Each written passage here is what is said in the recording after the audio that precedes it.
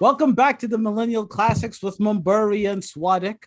And on this show, we talk about the best and most memorable movies, music, and culture-changing events from our generation. Buri, it's been a little bit, but you know what? I am excited to do the movie we are doing. Please tell the folks at home, what movie are we doing and why is it a Millennial Classic? We're doing, celebrate a little March Madness. There you go. Season. Play about NBA playoffs coming up. We're doing Coach Carter. Yes. Gentlemen, we have 6 players failing at least one class. We have failed each other. You put a lock on the gym and forced them to meet you in the library. Coach Carter has taken the lockout to the next level by canceling last night's game, making it their first loss of the season. Coach thinks I can play college ball. I'm gonna do that and raise a baby. What are you saying? You want out? I see no changes. Basketball's the only thing that these boys have got. Now, we're going to let Carter come in here and take that away from them. You're going to get through this. Paramount Pictures and MTV Films present. What do I got to do to play? Whatever you want me to do, I'll do it. One player triumphs, we all triumph, right? This is like what, the second sports movie we've done? No, the third, Little Bow Wow. How can you forget Like Mike? Like Mike. Is that a sports? That's a movie about life. That's not a sports movie. But yeah, Like Mike, Remember the Titans, and this is, I think, our third. At least, yeah. All right. So this movie came out in 2005. Yep. No, Buri, wait. Why is it a millennial classic? You got to tell the folks. All right. So it's a millennial classic simply because, to be quite honest, our generation don't really have a lot of good sports movies. Wait, let's think about this for a hot second. Do you really mean that? No, you don't. Dude, I think about any I'm given thinking Sunday. Gridiron Gang. Dude, that's Gridiron Gang. If your list starts with The Rock, was he even Dwayne Johnson at that point? I don't even know. He was still The Rock at that point. Like, no, but for real, what are our generation's sports movies? It's literally Friday Night Lights and this probably. Oh yeah, but Friday Night Lights. Remember the Titans was like 2000, right? Remember Titans was like 2000. It's like late 90s, early 2000s. I mean, this is technically early 2000s, but still, it was earlier than this. God damn, you're right. We don't have good sports movies. Look, listen, but it takes it. We've got Samuel L. in it. Yeah. The reason if there's ever this is LeBron and the Cavs in 2016. That's what Samuel is doing in this cast. He's leading the team. Can you do me a favor, Mabur? Points, blocks, shots, rebounds. Can you do me a favor and put a little bit of respect on Jason Lyle, aka Channing Tatum? Can you put a little respect? He's not. He's Dova. That's what he is. He's just setting screens. Listen, but some of the shitty. I mean, there's some really. When we get to the worst scene, I'll talk about the shitty cast.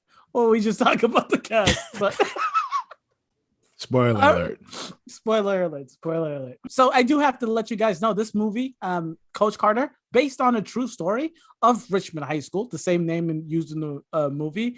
The high school basketball team on Coach Ken Carter, mainly about that Coach Ken Carter who made headlines in 1999 for suspending his undefeated basketball team due to poor academic results. Ken Carter ended up being an Olympic torchbearer. Did you know that, Mulberry?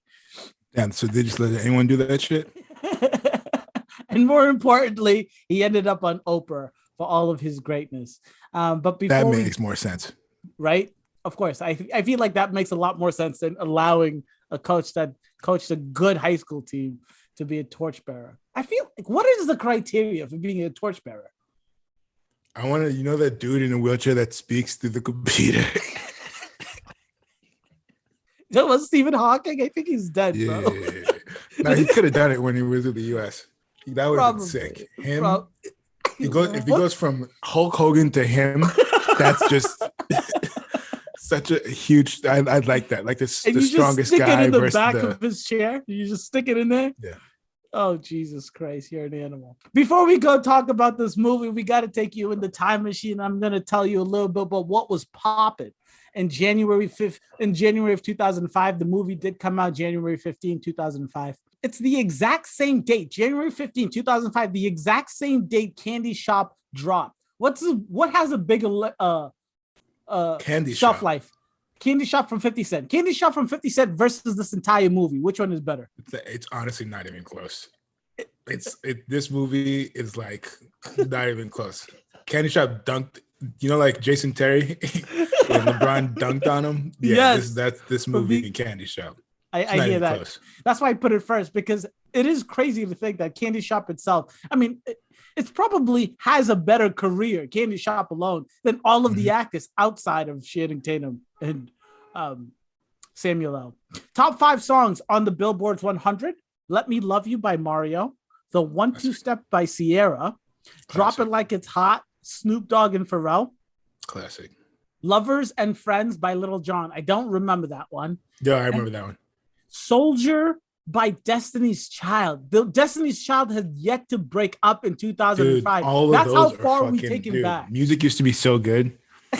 Dude, holy shit. I'm listening to fucking Glass Animals and that's what's popping and right Harry now Styles and bro, I don't know the rappers right now. I can't keep up with the music right now. I can't even for my life. Bill and Melinda Gates are listed as the Times People of the Year. My Super Sweet 16 premieres on MTV. Buri, do you remember? Bill and Melinda Gates. That was before they found out Bill was on Epstein's Island. This is prime Bill on Epstein's Island time. This is prime Bill and Melinda. That's a power couple if there ever were one. Not anymore. Times People of the Year. Not anymore is right. Not anymore is right. And then just have to put this. What's your like? What would be your limit to the amount of times your spouse could go to a child molester's island? Is it the 20th time, or is it like that's where you draw the line? Bro, after the first time, there is no conversation. You don't say, I accidentally went on the plane 20 times. Forget about it. After the second time, you're done. You're out. Bill, listen, but the last thing about my ride back in time, because we did do the movies for 2005 many times, and it's like Harry Potter and a bunch of other, but I do have to always mention this. Crash won the Oscar for Best Picture. Crash won the Oscar for Best Picture in 2005. I can't believe it. I still to this day can't believe it. But listen, that's what the Oscars do. Wilder things have happened. Buri, talk to me about this movie. How the details, the makings, the Rotten Tomatoes, the monies. Hit me. All right, so 64% on Rotten Tomatoes. So solid. That's not bad. 7.3 on IMDb, even better. There you go. 76 million domestics. Not ideal. $30 million budget. So 60 million domestic, 30 million budget. Let's just say there's no Coach Carter 2. The movie takes place in 1999. I will say this. The soundtrack is heat. The soundtrack is actually heat. Locked Up by Akon, The Game, Lil Jon, Chingy's in this. I mean, Buri, I have this in my final thoughts, and I'm so happy you brought it up so soon because I want to talk about it so much. Even at the school dance, they playing Little John Get Low. You don't know what's going on. The little drummer. Yeah, we're the chaperones. Don't forget about the chaperones. They do some wild shit at that school dance. I thought it was a club when it first started. I was like, why do these high school kids go to a club? Oh, there's Fruit Punch. It's a school dance. But yes, no, the little drummer kick during the lockout whole situation, creation, incarnation, determination, humiliation. The soundtrack was beautiful. Thank you for bringing it up when you did. Yes, I love the soundtrack to this movie. It keeps you going when the movie starts to really slow down. Yeah, it's the only thing that keeps you going. It's like that and Samuel L. Oh, yeah. He's great in this movie. God damn it, he's great in this movie. All right, so before we get the best scenes, there's just a couple of stuff I just wanted to go through general info before we start the scenes. I just wanted to ask you where this ranks in terms of Carters from the 2000s. Ooh, well, Vince Carter is number one. Wait, who's another Carter? All right, so you got Mr. Carter with from Lil Wayne and Jay-Z. Oh, Jesus Lord, my God. You got Aaron Carter You got Alicia. You got James Carter from Rush Hour 2. That's Chris Tucker's character. Now that's a classic. I think this is like fourth or fifth. Has to be lower than yes. Wait, no, because I thought you were actually talking about some real Carters. So I understand, but you can't put Jay-Z in the Carter conversation because Jay-Z never called himself Carter. He never called himself Carter until like later on. He made the Carter. The first off, him and Lil Wayne in Mr. Carter, the song, which is a better song than This Is a Movie. that I will agree with. This has to be down the list, but you would have to give me the list. I will tell you this. Coach Carter doesn't crack the top 5. Corday's song, Coach Carter, is probably better, but I can't give it to that because it's based off this movie. Yeah. But next thing was some of these high schoolers look 30. Oh, bro, this is I wanted to talk like about it's that this. It doesn't make sense. What other one? Pitch Perfect. Pitch Perfect does the same shit. Some of those women look like they've like hitting menopause, like at least 45, and then they're like, go ahead. And then this movie is literally like some of the basketball players damn year look like they snagged them. You know, like the Turkish league. That's where they look like they got these motherfuckers from, because these guys got chest hair and shit. I mean, they're grown men. I don't know. It's hard to say, Mabur, because I've seen much, much worse situations. Yes, they did not hit it right on the head. I don't know. I don't even know what the ages were for these folks when they were playing them. But like some of them, I think Timo Cruz, that the actor playing him was like 26, 27. So I definitely hear you. But I mean, my God. Damian Carter's supposed to be a freshman. You're 13 turning 14 when you're a freshman.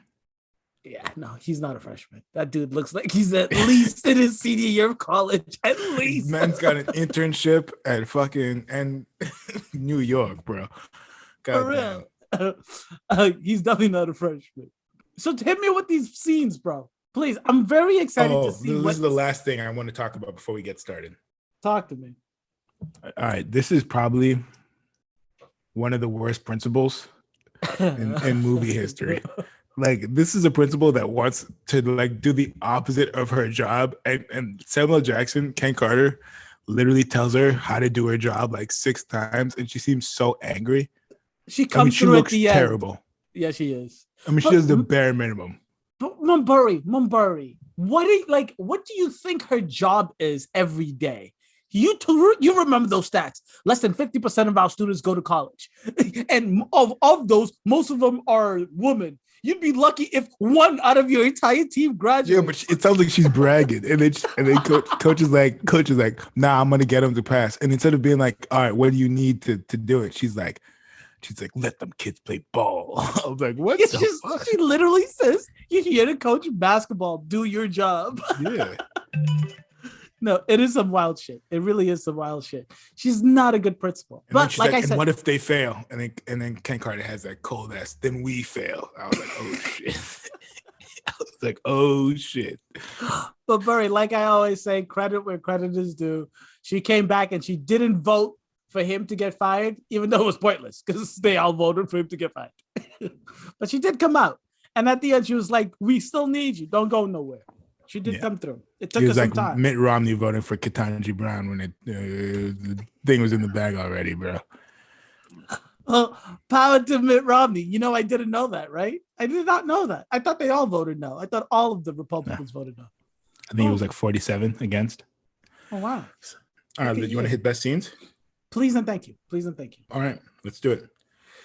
All right, Coach meets the team. Yes. Starting today, you will play like winners, act like winners, and most importantly, you will be winners.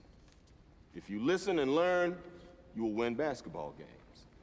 And gentlemen, winning in here is the key to winning out there. Fantastic scene. Is incredible because, I mean, I don't even know. Like the way these kids talk, you wonder how the old ass coach before like even made it because he looks soft as shit.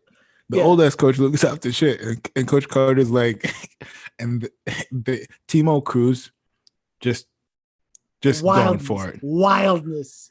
Wait, can I just say about the point about the fact that the old guy was probably a shitty coach? It's 100% right, because who would expect if you are like, if when you're a part of a team, the way they just fight in the locker room with the coach's window right there, they obviously do what they want when they want. Right. I mean, like, it's just a given fact. So I definitely think that he was just rolled over 24/7, 365. I mean, he didn't do nothing. He was just there to make sure that the team had a coach. But yes, great scene. Keep going with it. But the scene peaks when Timo goes head to head with Coach Brown, with Coach Ken Carter. Yes. And then first off, if you ever get in a yelling match with someone and they come up to you and they say, okay, then look away, they're about to hit you. just I'm telling you that right now. That's just the classic. Like, they're trying to calm you down so they can punch you right in the face. Chris Rock could have used it. I mean, that was so obvious. I mean, kudos to Coach Carter for blocking it. But who does this and leans back with a haymaker? I saw that shit coming from the get. It's such a great scene. And brother, you can see my head.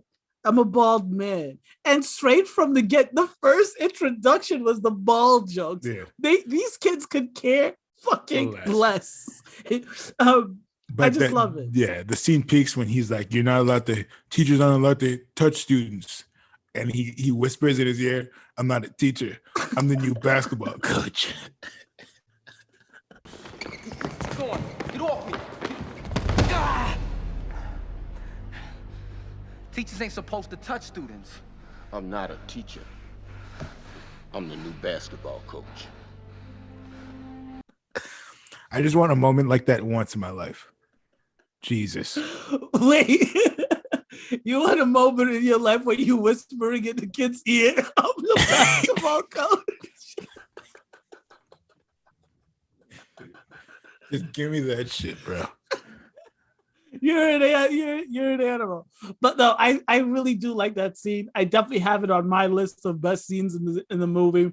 I love I have to call him Jason. When Channing Tatum is like, I'm no sir, and he's like, are you a madam? Everyone starts laughing at him. I really do think Timo Cruz, he's wilding out. Like, it doesn't make any sense. Sense for you to be that mad at a coach that just, he's introducing himself. I know you're Mr. Hard, you know, in the gang, but like, chill out. Hear the man out. And then the basketball. Let me just ask you this. Let me put it like this. If that basketball coach came and introduced himself that way, and the most point scoring guard walked off, do you follow him like the other kids did? No, you're like, yo, I might actually make this team. Exactly. That's what I'm saying, bro. It's like more points for me. That whole thing seemed a little wild. And yes. Who walks out, like, if they're they're the highest scoring, they're the biggest point guys, like, wouldn't you be like, I want to play ball and make it to the NBA? Like, exactly. Like, what's your goal? Are you just playing for fun? What's going on here? Were you just playing for fun before, and now that this guy's like, nah, you gotta have to work, the guy's like, fuck this. Okay, I'm out. It's ridiculous. But before you go on to your next scene, I just love I love Samuel L. Jackson's straight, like, hard ball, no bullshit. When he says straight to the baseline, he says, if you're late, you'll run. If you give me attitude, you'll do push-ups. So you can push up or shut up. I love that line. All right. He does take the running thing a little too hard, but other than that. Don't make me commit homicide. I said suicide. Put your hand on the line. I do appreciate that scene. Next scene. Talk to me. Dude, when he starts talking about the sisters, and he's like, I got a sister called Diane. She was all over me. From now on, you hear Diane. That's man-to-man pressure defense. I was like, dude, you could go on forever. All right, I think you got the names mixed up, all right? Because Diane, the sister, is not all over him, okay? What was it? Oh, Was no, that no. Zone? No. You're right. I'm sorry. You're right. I'm sorry. Oh, yeah, it was man-to-man pressure. Delilah is the other one that I was thinking about. Delilah. Yeah, no. All of those practice scenes were nice. I mean, but they were like spread out, so I didn't consider it. No, you know what they do though? Well, no, when he's teaching, the scene is he's teaching zone and man defense in that practice. And that it helps so much because then when you're actually watching the basketball games later on, and all they're yelling is Diane and whatever, and you're like, oh shit, I can see what's cooking. You know, it's like, no, actually, there's no equivalent to this. They're just really good with it. It's good.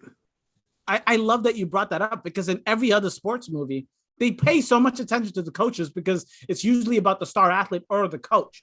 But every other coaching movie, you can learn that, like, they go over the plays, they talk about the plays and how important the practice is. But when you're watching the actual games, you don't know what the hell is going on. Yeah. So the fact that they added that, you knew that Delilah was trap defense and Diane was man-to-man and whatever. Linda was pick and roll. The fact that you knew that during the movie, when you're watching the game, you're like, oh, shit, it's man-to-man. It's just you already know. Yes. It is a really good thing. And I think more sports movies should take that. They should try to bring the player, the person watching the movie into the game. Sports movies, it's usually like, they're all over you, man. You got to just step up. and then they're like, yeah, coach, I'll step up. That's literally like what it does. And then they show the guy stepping up. My next one is when the team does Timo's push-ups and suicides. Oh, beautiful. And he's like, we run as a team, we fight as a team. Then Lyle is like, I'll do his push-ups. Yeah, I love that scene. Go ahead. And Worm's like, all right, I guess, fuck it. I'll do a couple. I'd have been the same way. I'd have been like, this motherfucker. Mr. Cruz, I'm impressed with what you've done, but you came up short. You owe me 80 suicides and 500 push-ups. Please leave my gym. Thanks, Clyde. Gentlemen, see you tomorrow. I'll do push-ups for him.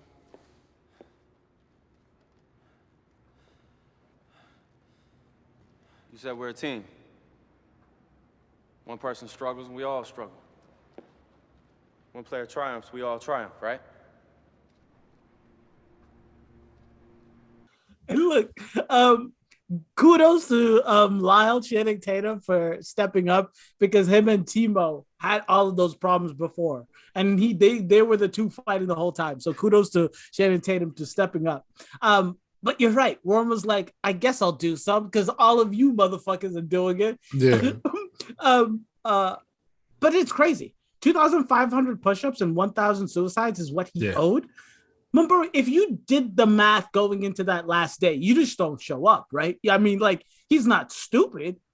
If you go into if you're jogging the suicides, I'm guessing that's what you have to do because you can't sprint that much. 500 suicides, right? It was 500. Look, what I typed down, and I don't know if it's right, so you could, but what I typed down at the end of that practice was 2,500 push-ups and 1,000 suicides is what he owed. Yeah, by the end of the week, he had until the end of the week. Oh, no. Yeah, you're right. Oh, yeah. So I just saw it right here. Honestly, the push-ups are harder than the running. Yeah, but when the end of the practice, he owed 80 suicides and 500 push-ups. So that's probably not that bad. He probably thought he could get suicides. If you jog the suicides, I feel like you could do it. The push-ups, though, 500 push-ups. 500 push-ups. Yeah, that would tear you apart.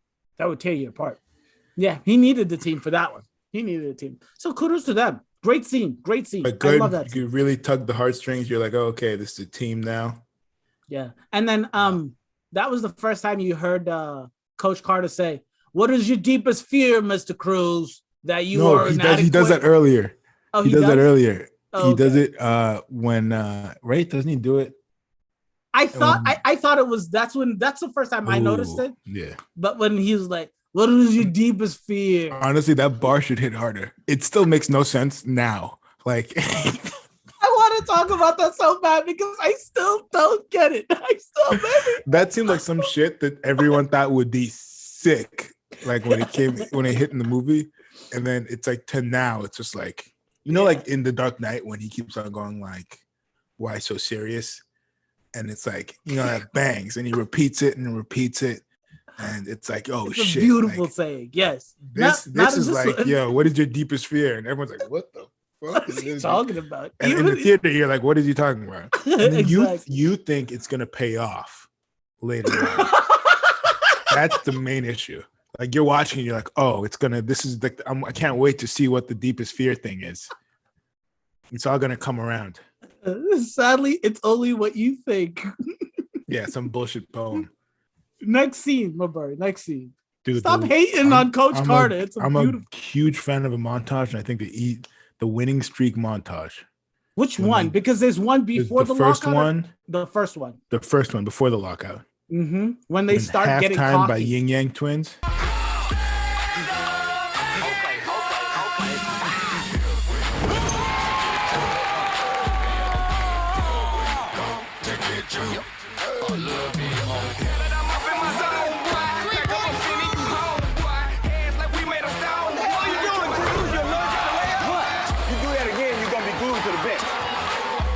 Oh yeah. Again, Croc. What the cheerleaders? Yeah, dude. First off, I don't want to shit on cheerleaders, but they filmed cheerleaders in this. Like that's why we came to the movie. Right. Bro, I was like, is this about the cheerleaders or the basketball team? Jesus. I think at every basketball game they got a scene. We get it. There's cheerleaders. It's about the basketball. Yeah. It's about the basketball. I love that scene because you're right. It's the first time you see some of the stuff coming through. Motherfuckers are getting cocky, and it's a great scene. Yeah, there's not really a lot to say. I love a good montage, and the montage is filmed well, and they look like they're playing good basketball. That's what I'm saying. I feel like football is a hard sport. No, that's not true. I'm just saying, like, what sport looks good on television? I mean, in a movie. Like, what's a great sport to have in a movie? And football looks good on TV. Yeah, and basketball is not the easiest. No. Unless it's like dunk after dunk after dunk, or big shots, or people getting crossed over. Because you have to coordinate everything. That's the thing, to make it look like it's like real plays being done and all this shit. But what I love about this movie is you saw effort. You heard the coach yelling the things. You understood what was going on. They must have filmed this a ton of times to get all 100%. 100%. And it looked like they all knew what they were doing. They looked like they were all a team. It did really look good. It did really look good. And you felt it. You felt like they also deserved like the cohesion and the fact that they're getting this. But yes, keep going. If there's any, keep going. The desks in the gym, when Coach Carter is being told he's out, he gets back to the gym, the lock is off. Yep. Sir, they can cut the chain off the door, but they can't make us play. We've decided we're gonna finish what you started, sir. Yeah, so leave us be, coach. We got shit to do, sir. That's the classic case. This motherfucker was like, he's like telling the parents, I'm literally here to get your kids to college. And the parents are like, we don't care. First off, what was crazy was like, this team has sucked at basketball. That's forever. That's this the coach point. Comes in and changes them and makes them into literally one of the best teams in the state. And they're like, nah, get someone else. Nah. Get someone else. I want to see my boy dribble a ball. They won 4 games the season prior. They quadrupled their winning, and they were undefeated at the point where he canceled the first game. And every single person is like, fuck this coach. He doesn't know what he's talking about. It makes no sense. No sense. It's illogical. And that's why I introduced this as a real story. And I tried to look at the details of what was going on at the time. And they really were undefeated. And the community really did blow up in his face. This is like that. Yeah, this is exactly like that Chris Rocks. But I it's not exactly like that. It's not. Please tell me, how is it exactly like that? Dude, I'm just saying, this man is literally. Do you see how mad he gets when the fucking parent spits in his car when he's he's about to get out of the car and try to kick that dude's ass? Dude, of course. He's literally like telling the kids like, "Oh yeah, we can get you guys to college. Exactly. You guys will have like successful careers." He's like, I just need you to get a C, good enough to get into the college door, to just be qualified to go to college. Yeah. That's all I'm asking. And you know the teachers are like, just bare minimum, I'll get you a C. That's the thing. You know these kids weren't like doing homework. There's no like way. banging all the fucking catch up. Do you know how hard it is to catch up when if you haven't gone to class for half the semester? Do you know how hard it is to catch up? It's impossible. All of the teachers have to just agree that we're going to allow them to just this is what the teacher does. He goes, all right, just show up to the second half of class, and I'll see what I can do. That's what the teacher says. That's has to be what they say. But can we not give these teachers that much credit?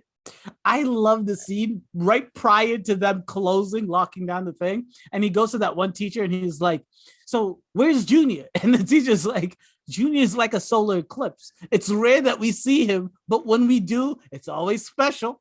And he looks back at the class that is clapping at his roast of another student. Yeah. It's a great scene. He does, by the way, that's the same teacher that does volunteer his time to go and help them study and get their points. I got so mad. Yeah, I got so mad at that community. I was like, dude, it was honestly, fuck people. That's what I was thinking. Fuck exactly. people. If I was Coach Carter, I'd be like, you know what? Fuck all you guys. I'm gonna, yeah. Dude. Look, for the longest time during this whole COVID situation, I would see these videos of these parents at these parent-teacher meetings. I was like, that's fucking ridiculous. This can't be real. This has to be a deep fake. You watch this movie and you're like, wow, people are the same, man. People are just stupid sometimes. I mean, just crazy. Just crazy. Dude. Just crazy. Any other scenes? The final game. Yeah. Yeah. It ends, the thing is, I know how it ends, and I still wish that shit went in. That I know. Wait, what? Because they lose at the end, but I still wish that. At the end. Yeah. But the other team wins with the buzzer beater. You still hope that. Oh yeah. That was it. I wish it bounced out. Yeah. Of course. No, exactly. Because they build it up so well, especially after he goes after that last scene we just talked about. He goes into the thing. You hear that corny poem. They study. They get back on it. They get led into the tournament. And this tournament starts, and it's like it's everything they worked for, all of the grades, all of the struggle, all of the running, all of the sisters and his girlfriends. But as soon as they win the tournament, they're not winning shit after that, because they made such a big deal out of winning the tournament. Oh yeah. What do you mean at the party? No, like before it, when they made such a big deal about winning that tournament, and they're showing it, and then they're like, "That's the trophy." And he's like placing the trophy in his office. I was like, they ain't winning shit after this, because if they make that big of a deal out of a mid-season tournament, like if they won the whole thing, if they went to state, they wouldn't have even showed that. No, you're right. That would have just been part of the montage of going. Yeah, it would have just been part of the montage. 17-0, 18-0, or whatever. It would have just been like that. But I do have to say, one thing that does work along with the soundtrack, Richmond. I love that. I love it. Yeah. It's an easy what's it called? Chant to make for the whole team. It's a beautiful chant. So, favorite scene. Has to be the montage. Oh, for real? I wouldn't want to rewatch any of this.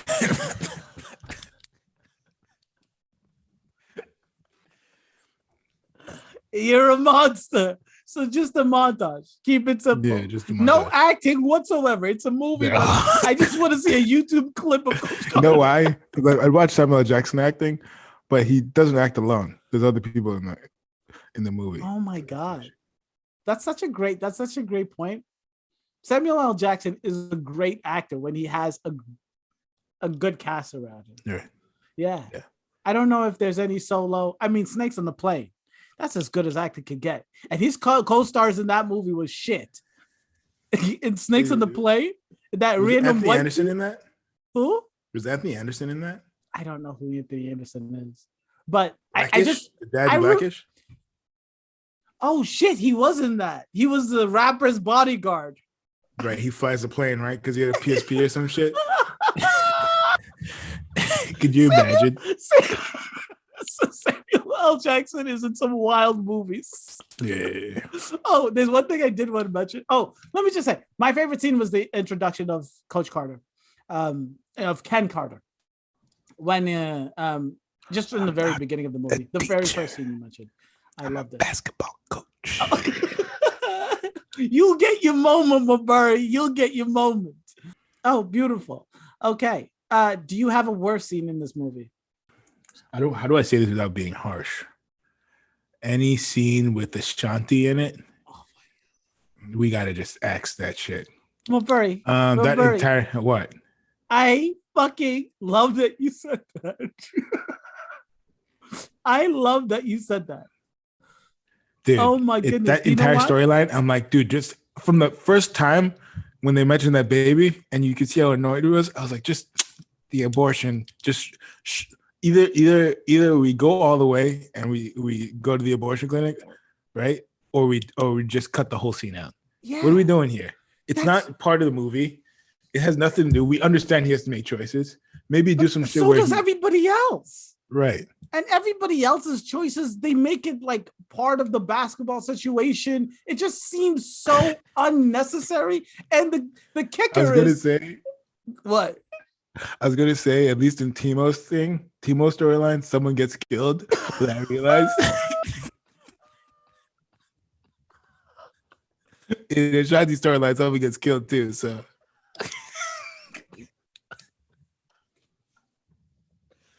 So I guess the double standards over here, but my God, Buri. What I was saying is, it's just it makes no sense, and the kicker for all of it is Ashanti is just a really bad actress.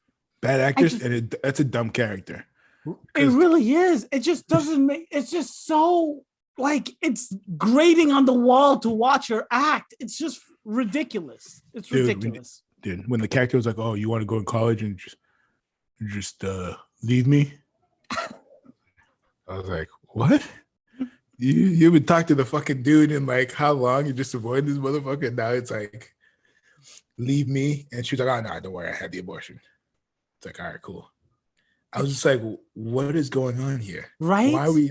It's literally like bro? They make it seem like these guys don't talk. Awkward. They would have to talk so much in day-to-day life, but they make it seem like over the course of months they've talked 3 times, which makes no sense.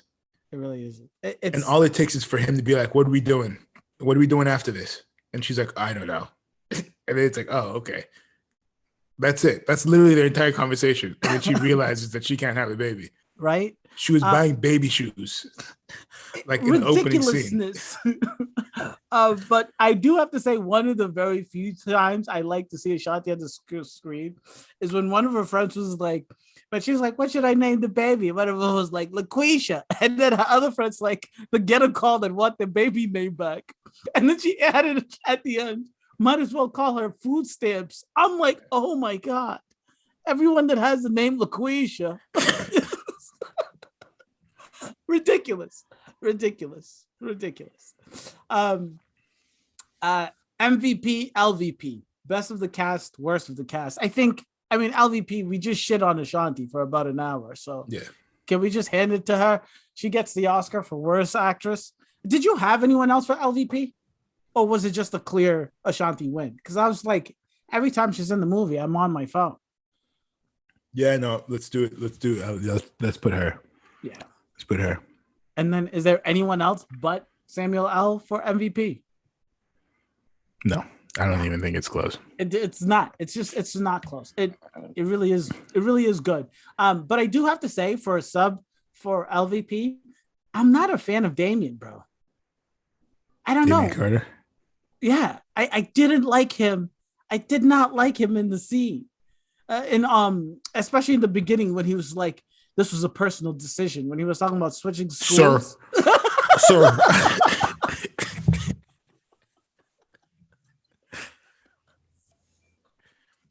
I will commit to a 3.8 grade point average, sir. I was like, come on, man. Bro, there has to be no love in that family. If that's how you go around talking to each other, it was, he's just such, he was the worst person on the basketball team. But, last thing, did you see that there was like this Asian and white dude that showed up and disappeared and showed up and disappeared? He was on set for 3 days. I don't know. They asked him one question, like, they asked him, what does he mean by our deepest fears? The guy's just like, I don't know. You don't see him till the final. Exactly. I mean, there's some people that just disappear in that movie. It's like, how are you missing practices? I thought Coach Carter wasn't about that life. Oh shit. Do you where are they now? Or let's just jump because let me talk about the cast real quick. Talk to me. Just please. 2 things. Channing Tatum's first movie, which is crazy. Oh, I did notice that, and I was going to talk about that, but I forgot. Same with Ashanti, which isn't crazy because that one it makes sense. That makes total sense. Fun fact: I was actually going to be the baby. I'm joking. The screenwriters wrote me out.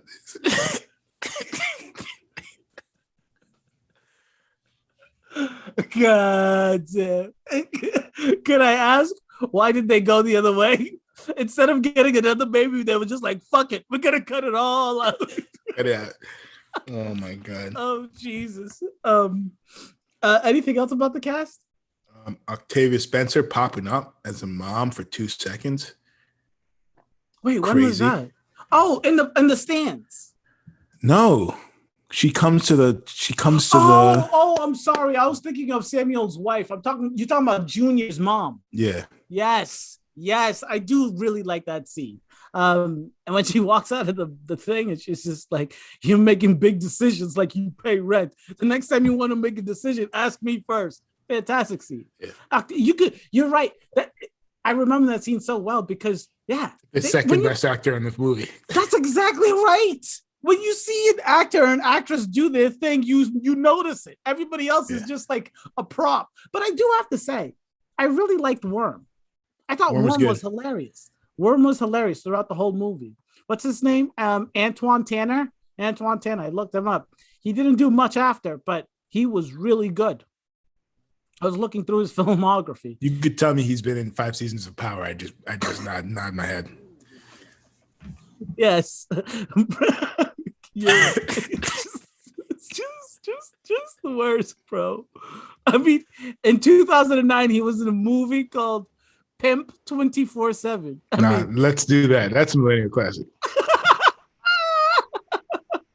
Ridiculous. Did you want to shoot your shot for a remake or recast? Honestly, the thing with this is it's almost all unknowns, right? Yep. For the kids. So we just put unknowns there. The coach is the key casting. Like that's what we should talk about because it'd be like, who would be the new Coach Carter? Oh, you mean who would replace Coach Carter? Oh, I thought you meant like, let's follow Coach Carter. Because if you read the real Ken Carter story, he ends up coaching this like slam dunk contest and opening a school in Austin, Texas, where kids have to like clean toilets. And so the story gets worse. Okay. So we'll go back to this one. Word. All right. So yeah, if we're recasting this as a remake, yes, then you just who would you cast as? I mean, Samuel Jackson looks the same. No. But the big thing is, why would you need a new coach? Is it just 10 years later we just doing another movie about the same school? You would need a real reason to have Coach Carter leave. I'm talking about doing a remake, like the exact same movie. Whoa! I'm sorry, I'm really confused. I'm thinking sequels. Okay, remake. Let's talk about this again with my better understanding of the situation. Okay, remake. Who were you thinking for Coach Carter? In 2022. After Oscar's So Black in 2022, I think we got to go the other way. Get Tom Hanks to be Coach Carter. Oh my God. No, I'm joking. I'm joking. No.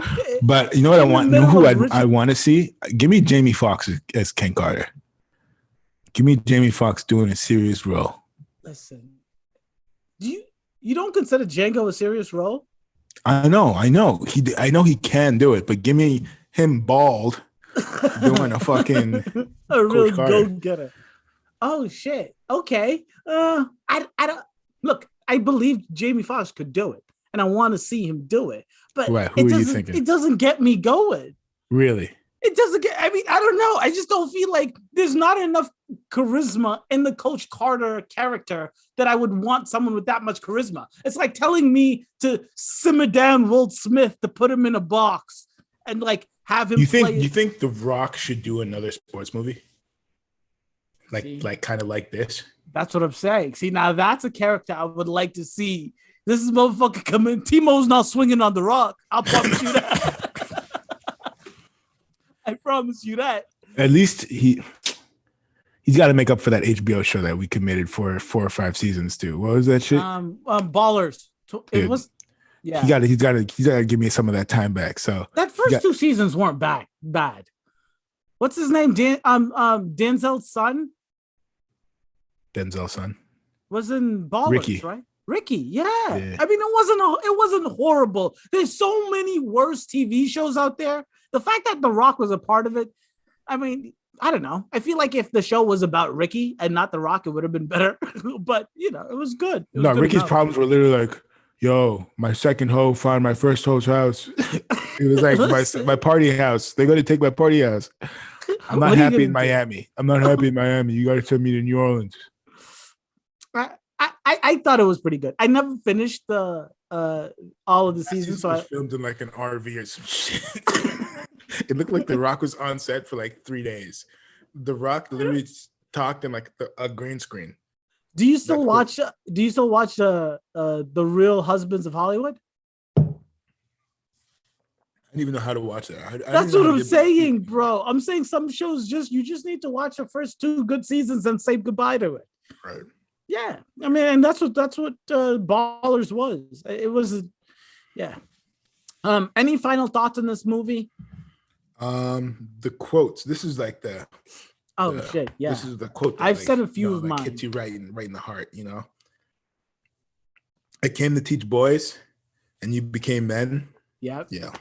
Yeah. I was like, yo. That's right. I came to teach basketball players, and you became students. I love it. That's a great quote. That is a great quote. So I like that. I like that a lot. I have to say that this movie has the worst IMDb trivia page I've ever seen in my life. Wait, give me some of the trivia. Give me some of the trivia. Let me get to it. I'll use it in my next trip Jeopardy. It's all right. Here's the trivia. All right, this is trivia. The actors practice in the gym more than 5 hours a day. Sick. Hey, that's that's it. Yeah. Word. Samuel Jackson says he likes Ashanti storyline because it shows having a baby is a big responsibility. What's it called? Wait, what was the first one? The 5 hours a day? When in our group chat, when someone posted about Jared Leto not getting yeah, and using crutches to go to the bathroom. Dude, what a bum, bro. What an absolute bum. If I was a director, I would have fucking fired him on this spot. Can you imagine wasting everyone's time pretending you have you can't walk to the bathroom for Morbius? It's not even like fucking playing. If you're playing whatever, who's the dude with the wheelchair that we talked about with the torch? Stephen Hawking. You're playing Stephen Hawking in an Oscar-winning movie, and you're like, you're like, I'm strapped in, dude. Yes. Just maybe. But if you play, it's like Steven Spielberg. But if you're in a fucking B-list, no, it's not even B. It's like D-list. You're playing a fucking vampire that I've never heard of, bro. But can I tell you something that kills me? The majority of this movie is a jacked fucking vampire. Why are you going to the bathroom with crutches? Dude, that shit would make me so mad. It's ridiculous. That's just like that self-indulgent craziness that you saw with Will Smith. That's like you Chris want Rock. people to fucking talk about how intense you are. It's so you do bullshit like that because there's no zero reason. What's his face? There's a story about who's a dad in Meet the Fockers? Not De Niro, the other one. Ben Stiller. The other dad. Oh, his wait. dad. Oh, I know who you talk about. Yes, I know who you talk about. He's like super famous. When he was really, really young, it's Dustin Hoffman. There you go. When Dustin Hoffman was really, really young, and he was already super famous and whatever. He did a movie with Laurence Olivier, who was like the actor like 20 years before him, and he was saying how he didn't sleep for like 2 days straight so that he could look like he could look and feel like he was tired and neurotic for a role.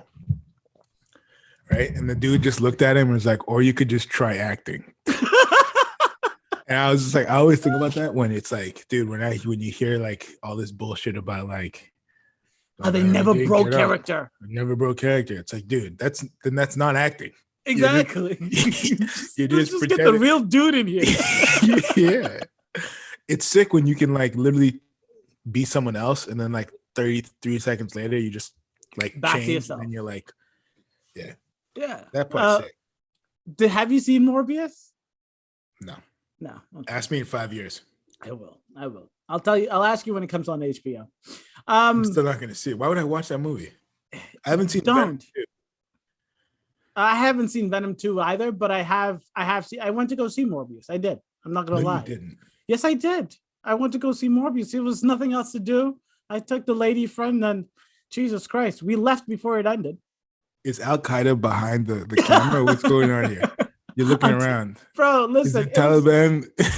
It was so bad, and when like the second we walked out, I was telling Trinae, I was like, I have to show you Blade. Because Blade, made in 1999, was such a better vampire movie. Dude, motherfuckers always try to ice skate uphill is the fucking sickest bar. I'm telling you, bro. Blade, if you watch Blade and compare it to Morbius, the first Blade, there's no comparison. Wesley Snipes kicks Morbius's ass any fucking damn. It was just so much better. So you walked out of the Lakers against the Pelicans after one quarter, but you stayed for the whole of Morbius. No, I left Morbius. But yes, I did walk out of both. And look at where both of them are now. I know when to cut my losses. What's the movie? Have you been to a movie where people have just gotten up and left like 10 minutes in, 20 minutes in, and just a bunch of people left? No, I've never been where a bunch of people left, but I have been to movies, and there was this one movie that was, I don't remember what it was, but quite a few people did leave, but I don't remember. The movie I remember where like motherfuckers left, like left was that Sacha Baron Cohen movie Bruno, where he does probably the gayest shit. And people legitimately just got up. It was just like 10 minutes, 20 minutes, 30 minutes. Sacha Baron Cohen does some wild shit. And that was the one after Borat. So a bunch of people came like being like, oh, it's gonna be like Borat. It's hilarious. Yeah. No. Flip the script. I mean, it was, yeah. I mean, like actually the gayest thing, not in a derogatory, just very gay stuff. And no one knew we were walking into an X-rated movie. We just thought it was another Borat. And I could understand it. But the movie I do remember people leaving was Sausage Party.